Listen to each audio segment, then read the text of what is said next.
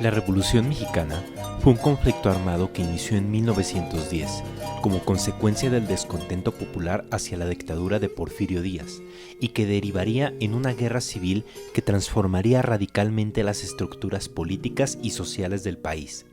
La revolución comenzó con el levantamiento liderado por Francisco I. Madero, que se oponía a la reelección del general Porfirio Díaz a la presidencia, dictador que había gobernado el país por más de 30 años. Así pues, la crisis del porfiriato, los esfuerzos democráticos de Madero y la grave situación de los campesinos, producto de la explotación latifundista, produjeron un despertar popular que se materializó en la Revolución Mexicana. A este movimiento armado se unirían otras fuerzas políticas, entre ellas dos de los caudillos más emblemáticos del movimiento revolucionario, Pancho Villa en el norte y Emiliano Zapata en el sur. Entre las exigencias de la revolución estaba un sistema de gobierno democrático genuino, mayores derechos sociales y una reforma agraria justa para los campesinos, así como libertad e igualdad para el pueblo.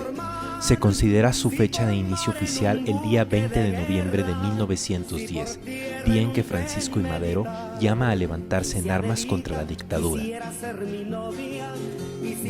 La Revolución Mexicana fue la chispa que precipitó la promulgación de la Constitución de 1917, en la que se incluían artículos sobre la separación Iglesia-Estado, soberanía nacional sobre el subsuelo, derechos propietarios de grupos comunitarios sobre las tierras de su comunidad, el derecho de los trabajadores a organizarse e ir a la huelga, y muchas otras aspiraciones.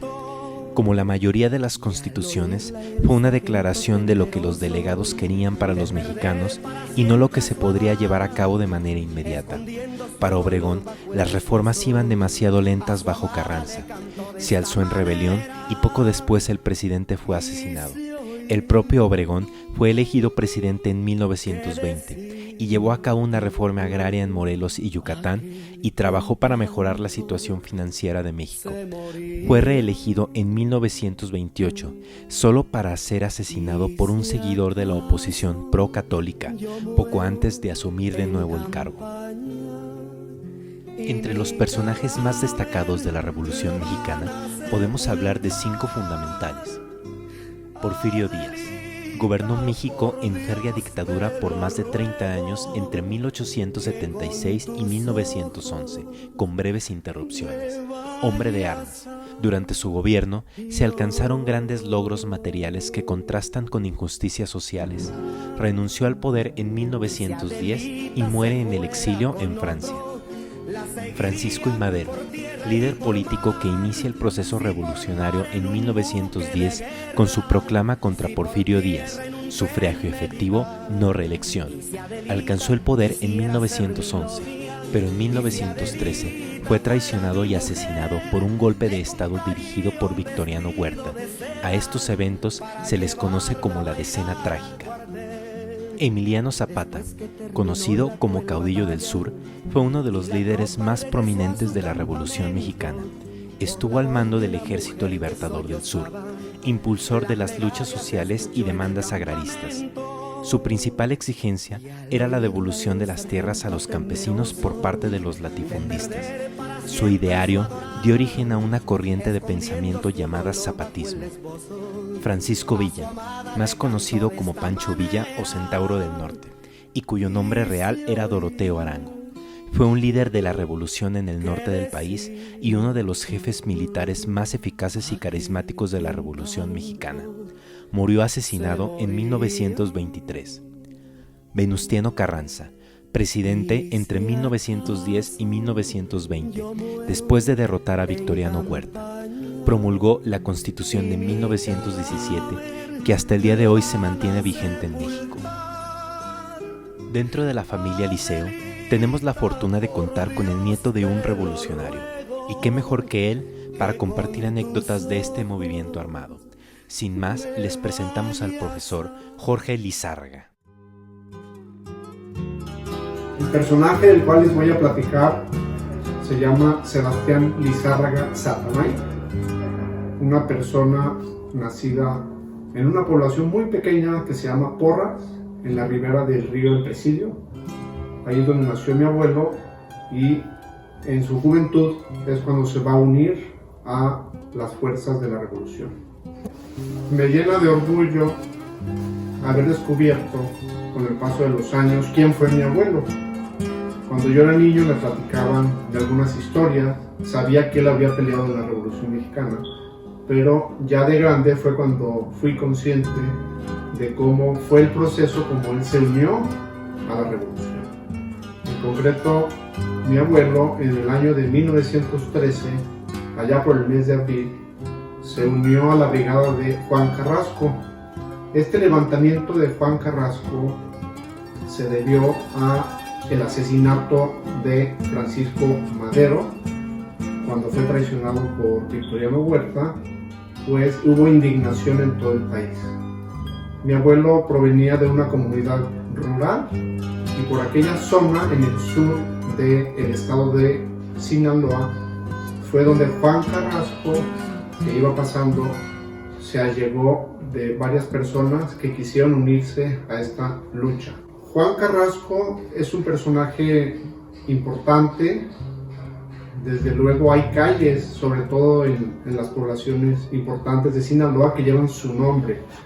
Él venía de un rancho llamado La Puerta de Canoas y justamente cuando empezaron a ocurrir estos hechos revolucionarios, pues él empezó a tomar algunas poblaciones y hacer bloqueos justamente para quitar del poder principalmente al gobernador de aquel entonces.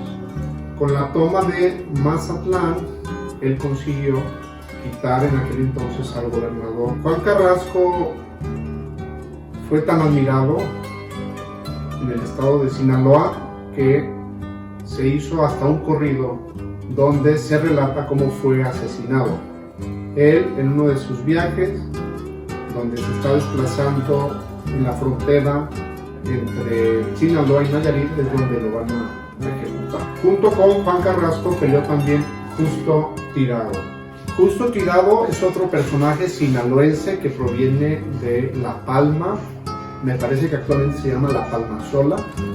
Era dueño de este lugar, llegó a ser presidente municipal de Mazatlán en un corto tiempo, y Justo Tirado pues anteriormente ya había combatido en las filas del ejército republicano juarista, nada menos que contra la intervención francesa y el imperio de Maximiliano. Así que Justo Tirado ya tenía una prolífica carrera militar y él es uno de los que va a ser una cabeza muy fuerte para contrarrestar al régimen traidor de Victoriano Huerta en lo que viene siendo el sur de Sinaloa. Pues mi abuelo sí llegó a comentar que en 2 ocasiones estuvo a punto de morir porque los villistas, que eran muy hábiles también para la lucha, llegaron a sitiarlo, llegaron a interrumpir sus planes, y en una emboscada mi abuelo tuvo que salir huyendo para salvar su vida. Me impresiona saber que mi abuelo pudo vivir más de 80 años, él murió como a los 86 años, y él jamás, desde que sale a pelear en el año 1913, jamás se imagina que va a regresar vivo. Pensó que iba a regresar su féretro, ¿no?